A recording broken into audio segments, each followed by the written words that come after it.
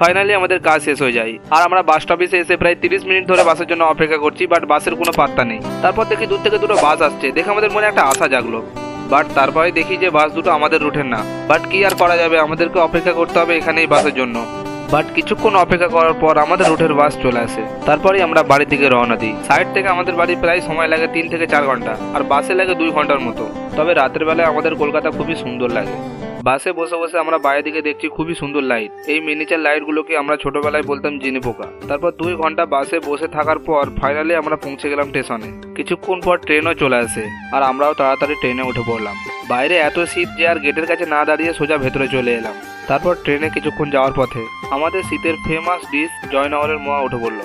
আর তোমাদের পিন্টুদাও দেরি না করে 2 পিস জয়নগরের মোয়া নিয়ে নিল।